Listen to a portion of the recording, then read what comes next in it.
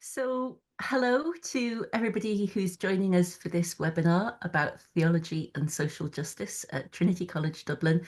We're delighted you're here and you're very, very welcome to be with us for the next hour or so.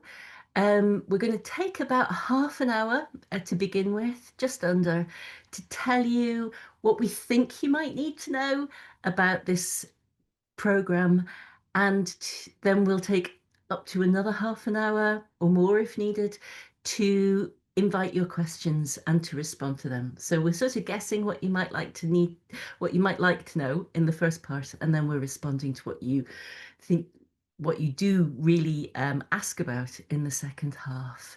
So you're very, very welcome. And I'd also like to welcome and introduce my colleagues who you can see on the screen. We have Kevin Hagedorn, who is the director of the Jesuit Centre for Faith and Justice in Dublin. We have Professor Jake Erickson, um, who is a professor of theological ethics and he'll tell you about his specialisms in a few minutes. We have Alex McHugh, who is one of the students on the current round of the Theology and Social Justice programme. And we have Ramana Ashraf, who is our marketing and communications officer in the school. I'm Siobhan Garrigan. I'm Professor of Theology in the school, and my specialism is theology and social justice, which is why I'm particularly excited about this programme and about the people who I have on the screen with me here this evening, because they're amazing colleagues. So we're going to get going by asking Jake to speak for just a couple of minutes about why we're offering this course, why it's needed in the world right now. Yeah, thanks, Siobhan, and echo the joy that I have in teaching with these two fine colleagues. So I teach theological ethics, and I'm primarily engaged in questions of environment and the climate crisis. But I think, it's uh, uh, studying an MPhil in theology and social justice is an interesting thing in a top university.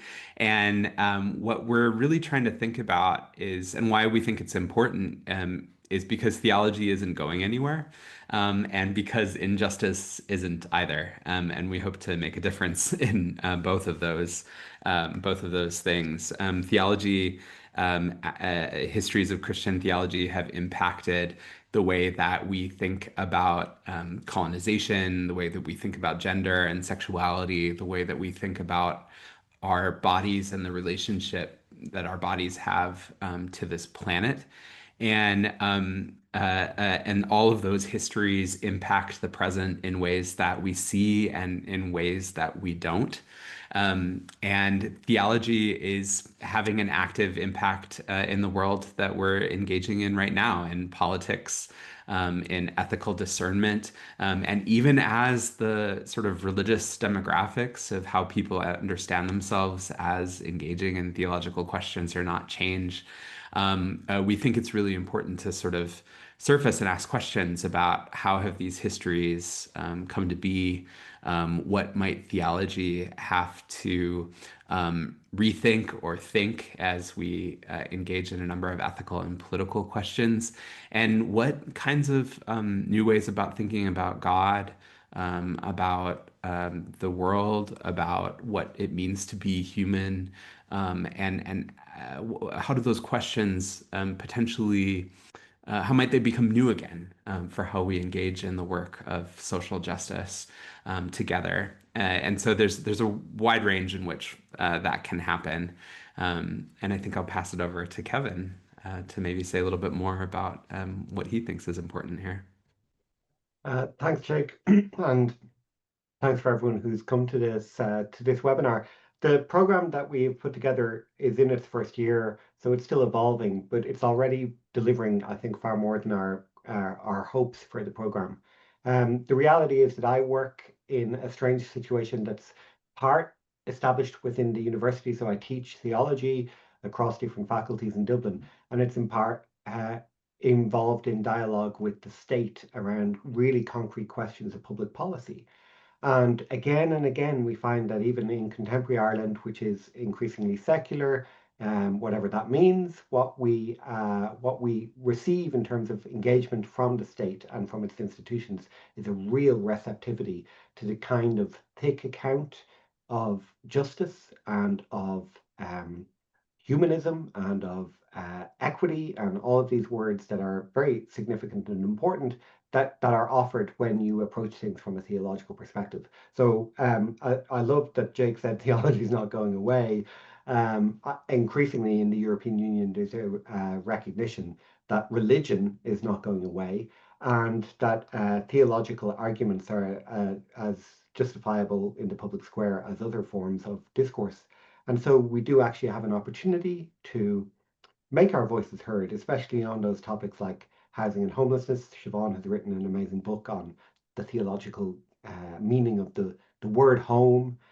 We have a lot to say there. We have a lot to say, of course, in terms of the climate crisis. We have so much to say that isn't said anywhere else in terms of criminal justice and around the injustices that are built into the penal system. There's lots of different areas in which theology actually makes a concrete contribution to a conversation that otherwise can be very arid, very technocratic, and ultimately not particularly just. So we put this program together to be rigorous and robust in terms of theology. We introduce you to the key thinkers, we introduce you to the historical thought, but it's also equipping people with the real skills to make a difference, not assuming that they're going to be in the academic world or the ecclesial world.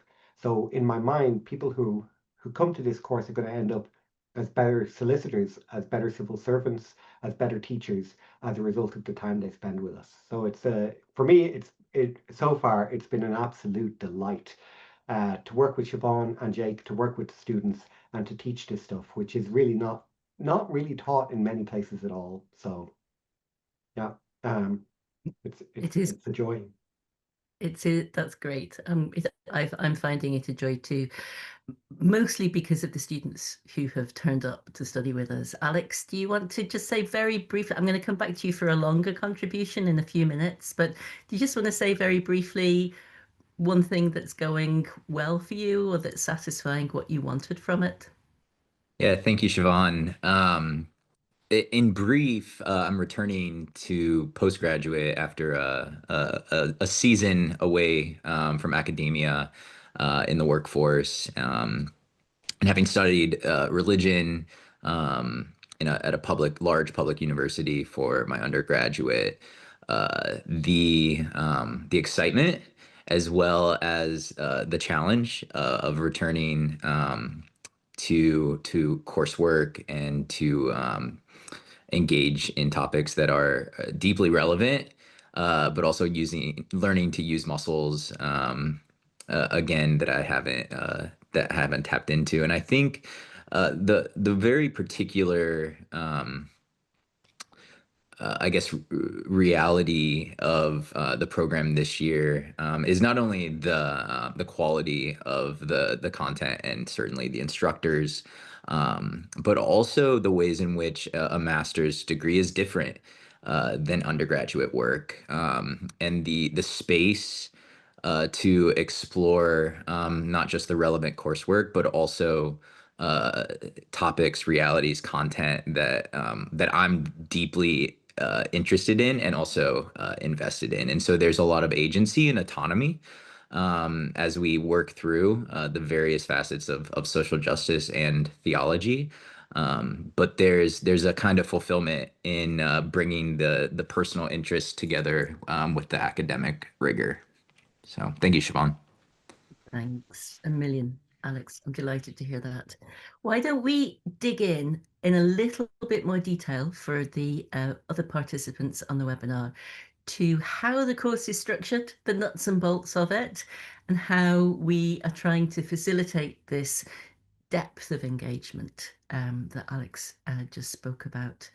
And Kevin is kindly going to share some slides to help us visualize how the course is structured. So there are several possible ways of taking this course. The old-fashioned way, which is the way that most people still want to take it, is to do a master's. And funnily, in Trinity, we call a master's an MPhil. In other places, it's called an MA or an MST. Um, an MPhil can mean it's a research degree. And there is a research component, and we'll come to that, but it is mostly a taught master's. So you can do that. You can come here and you can do a master's. It takes a whole calendar year. But you can also come here and just dip your toe in the water of postgraduate studies. And that begins with a certificate, which just requires taking 3 courses over a year. And the courses, sorry, modules, we call them in Trinity, courses, you might call them if you're outside of the EU. The modules that we teach that make up a certificate are also the basis of the other options. But if you just want a certificate, you can take the 3 modules that you see on the screen. One about climate, huge issue of our day. One about just finding the language for how power works and how our power can be engaged. And another about homelessness and racism. We're going to talk to you a little bit more in a few minutes' time after we've gone through these slides about the content of these modules. So if you're wondering, hold tight, we'll be getting to that. If you wanted to, you could then add on another element in a subsequent year, and you could do a diploma in which you can take some of the optional modules, which again, you can see on the screen there, and which we are going to talk to you about in a few minutes' time. And then if you wanted to, you could proceed to doing a dissertation, and that would bring you up to a master's. But I must emphasize, so that's a 3-year part-time approach to getting a master's. And you can stop at any point. You can say, I've loved just doing a cert, or I've loved just doing a diploma. Or, like I said at the top, you can say, I want to do a master's, and you just do it all within the 1 year, and that's our full-time option. So they're the options for how we have organized the course. Why have we done it this way?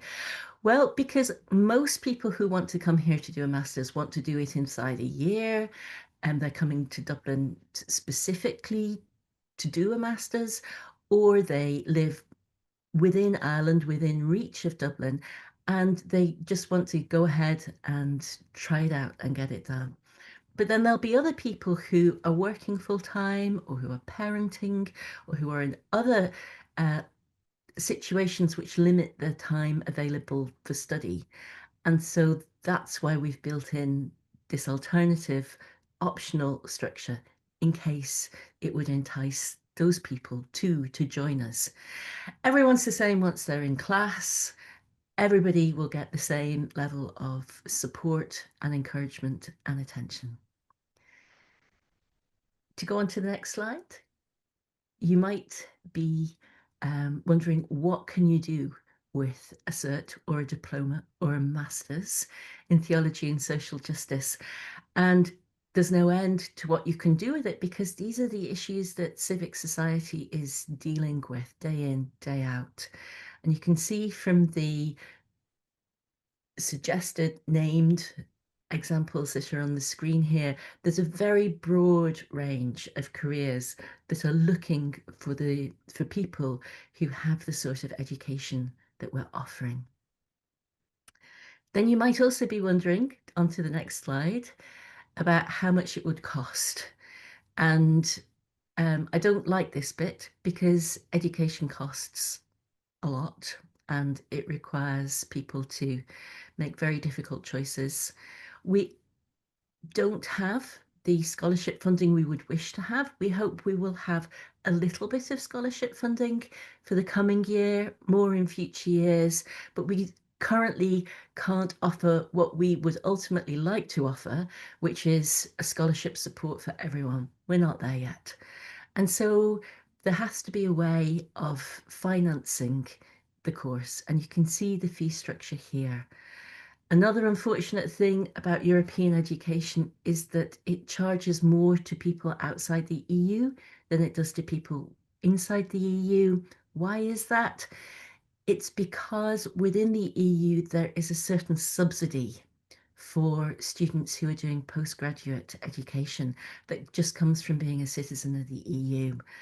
And when you're not a citizen of the EU, we don't get that subsidy, and so we have to ask for the full fee. Next slide, please. Okay, so if you would like to ask any questions at all, you can see an email on the screen here, sradmin.dublin@tcd. It's a mouthful, but you might take a screenshot or just a phone photograph of that as a way of recording it. Also, this webinar, not the questions and answers part, just this part, will be up online very soon. And so you can come back to the webinar and look for the address. And if you go to our website for the MPhil in Theology and Social Justice, you'll also get this email address. Please use it for any and every query you may have.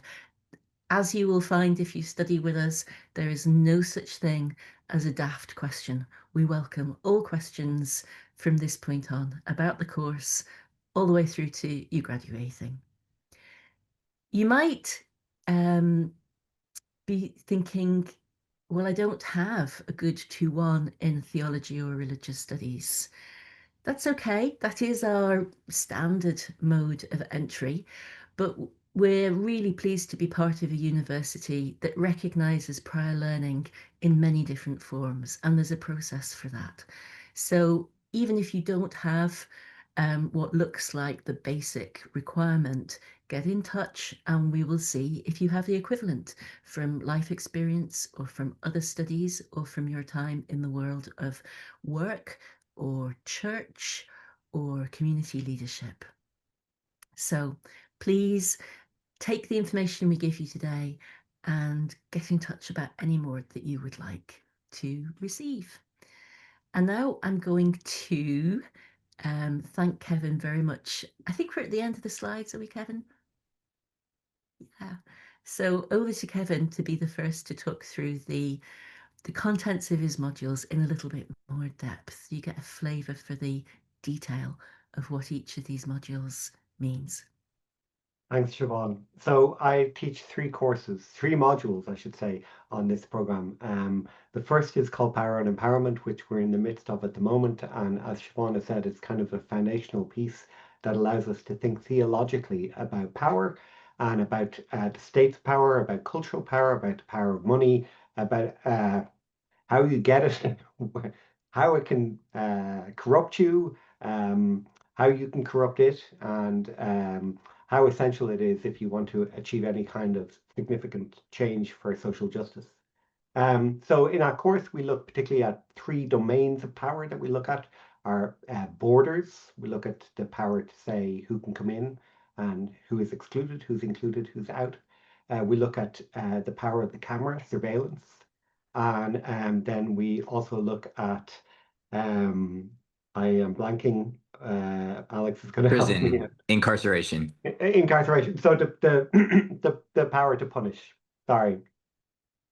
So there are three domains of power that are concrete examples of how power is exercised in our society. And we also look at the agency of the citizen. Assuming that you're coming from a Western society, then you're in a situation where you actually have a great deal of latent passive power that can be put into play. And we try to give a framework for how to approach that.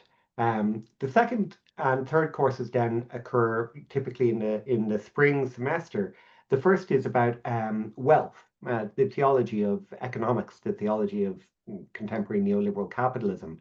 And in that case, what we're going to do is we're going to look at the key historical texts of economics. So each week we're going to look at readings from Adam Smith or from Karl Marx or from Milton Friedman or from Thomas Piketty, and we're going to pair them with biblical and theological sources to set up a conversation about big theological concepts that very often we know in our bones are important, but we're not able to intellectually get a grasp on them. My classic example of this is debt.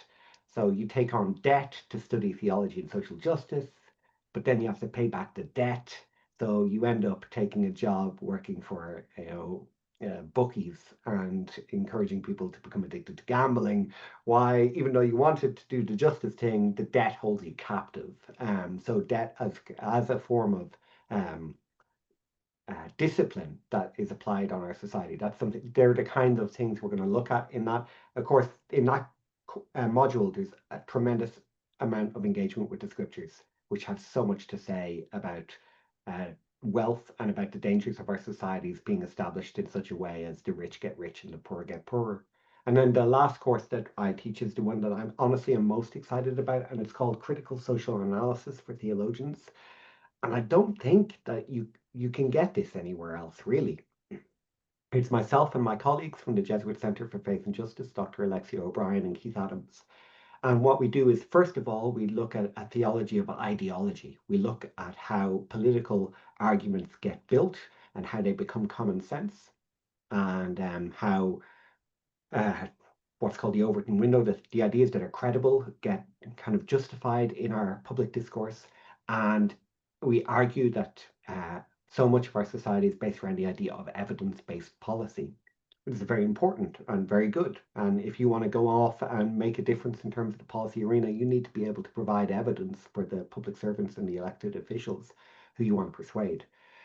But we put that under theological scrutiny, critical scrutiny, and then having kind of taken it apart, we rebuild it, and we will give you concrete skills in quantitative, qualitative, and GIS research. So you will have the ability at the end of the course to at least enter into meaningful conversations with experts around how would you build a research program based around interviewing people? How would you build a research program based around analyzing large tranches of data, and how would you put data into dialogue with maps so that you're able to make an argument for policy change. So it's a really unique hybrid, and it's intellectually very challenging and stretching for students, but we think it's exactly the kind of thing that we need to equip people with if we want to make a meaningful change in terms of social justice.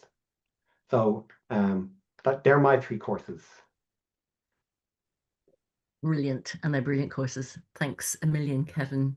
Jake, what about yours? Yeah, thanks. So I teach two classes on the program. The first in the first semester is Theologies for the Climate Crisis. And what's exciting about that text is that, or what's exciting about that class is, of course, we've got a ton of new books that have been coming out the last year and next year. So I get to teach a lot of new material in it.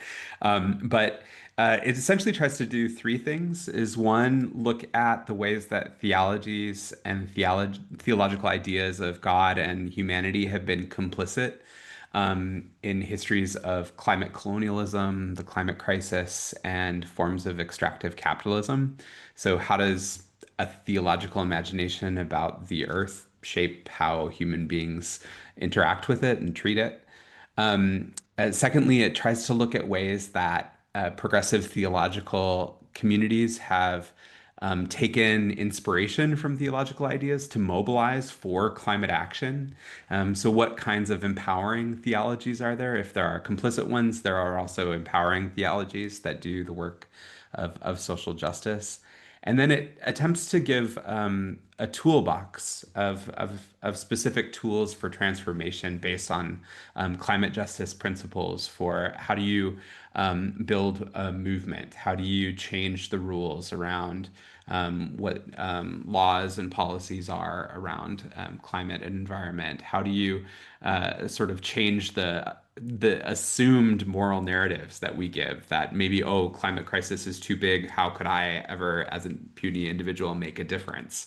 How do we change some of those stories or change the idea that in order to be green, you have to buy something? How do you resist those temptations to sort of be lured back into a form of systems where ethics looks like a form of extractive capitalism itself. So greenwashing, theological ideas. So those are the three things that that class tries to do.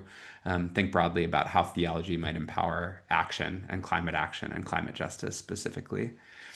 The second class is politics and mysticism. And that class tries to tackle the long-standing and dangerous idea that spirituality and social witness somehow fall in different spheres of life. And how does one integrate their sense of spiritual practice, embodied spiritual practice, and these long histories of Christian mystical thought with the kinds of social justice work that are deeply empowering? How do you sort of dissolve that boundary? And so what it does is it looks back to some classical Christian texts and spiritual texts in Christian history of Christian mysticism.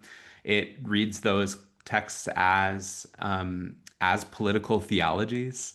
How are they thinking about power? How are they thinking about spirituality? How are they thinking about what it means to be in society or not?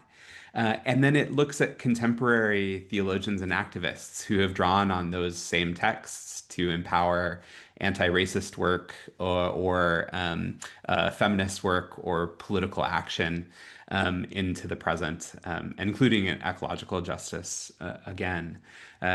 Folks like Dorothy Zola and Howard Thurman, newer writers like Douglas Christie, a brilliant book called The Insurmountable Darkness of Love. So there's a lot of books with great poetic titles that then sort of launch into deep political action strategies. And I think that one of the after effects of this class is it's a space to really think about how one continues thinking about spiritual practice and social justice in a time when many social activists are burning out. What is this? What is the moral, spiritual, sustainable practice and engagement that is needed to keep up long-standing fights for social justice? So, turn back to Siobhan. Brilliant. Brilliant. Thank you very much, Jake. Just briefly, the two classes, courses, modules that I teach, one in the autumn, one in the spring, are first of all, gender and sexuality justice. And that's a module which wants to empower students to argue for gender justice as part of social justice. There has been an unfortunate split in how they're studied, such that some people, many people who talk about social justice then also think of feminist issues, queer issues, reproductive rights issues as somehow separate or not part of the same story of fighting or struggling or resisting for an idea of justice. So we have to unpack that. And then we take a deep dive into the theologies that have emerged mostly in the last 30, 40 years in response to scientific discoveries in intersex conditions, in understanding of sexuality, in response to the Christian church's radically different approaches to these issues, and in response to just learning to talk about gender and sexuality in ways that are relevant in a social media TikTok world.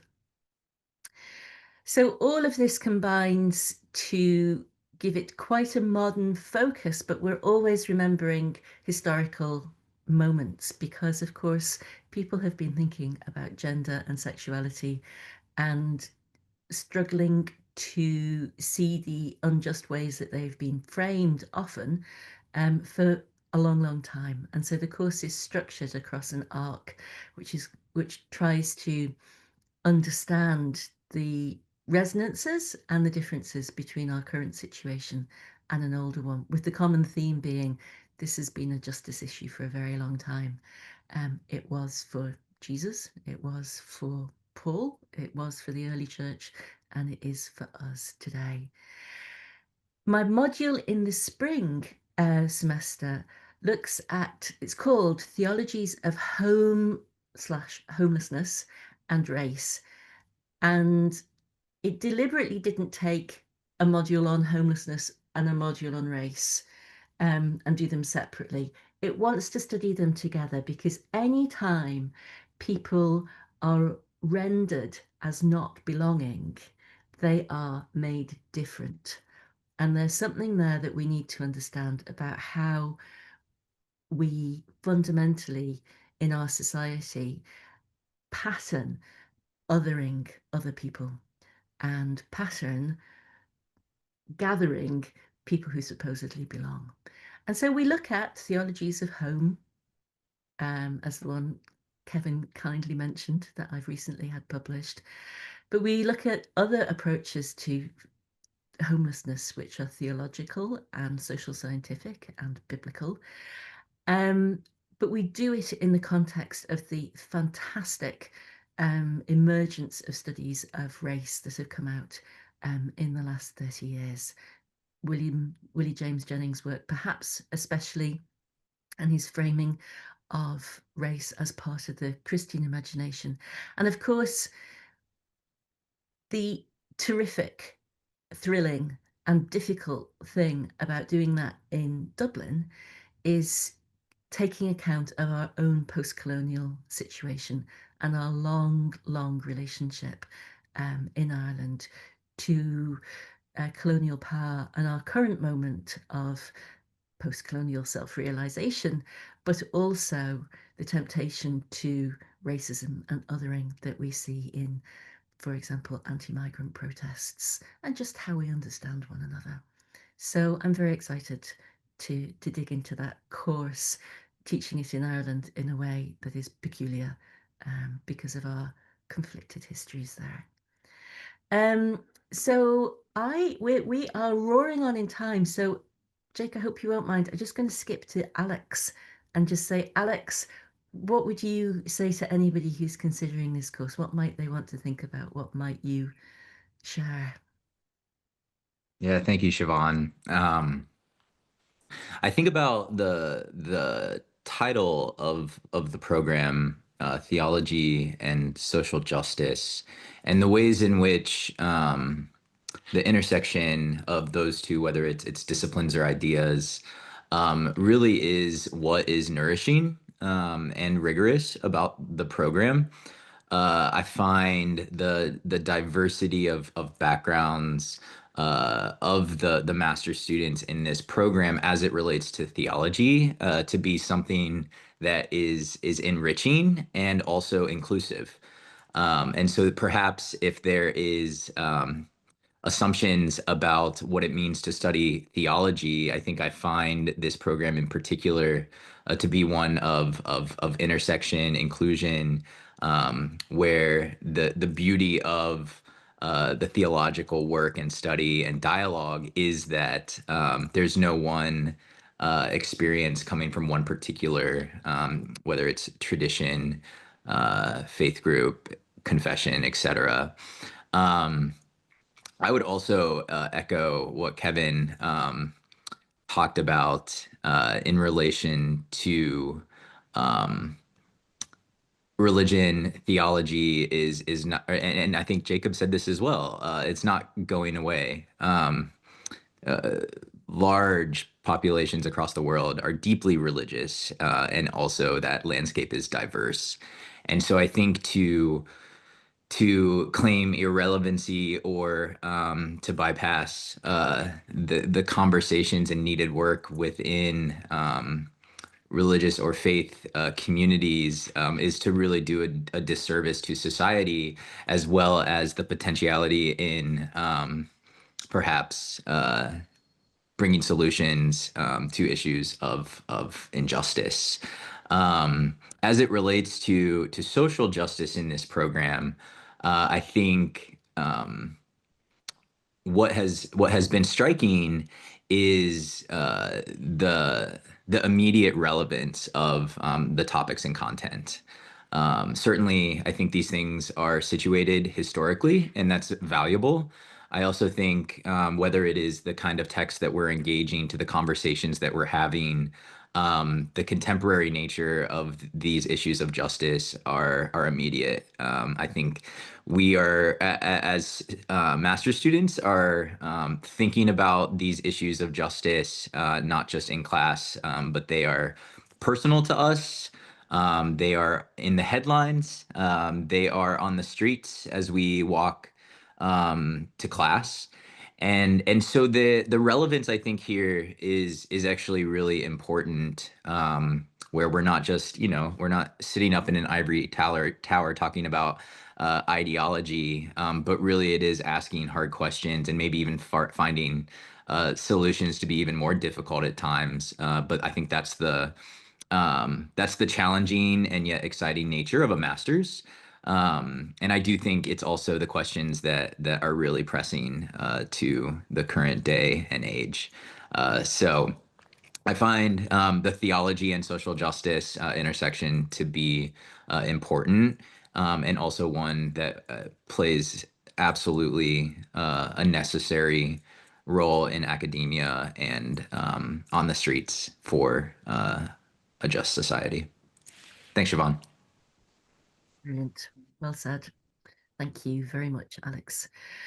All that remains then is for me to thank everybody again, Romana, Alex, Kevin, Jake, and everybody who joined us, wherever you are in the world. It's been a privilege to have the chance to share this program that we love with you.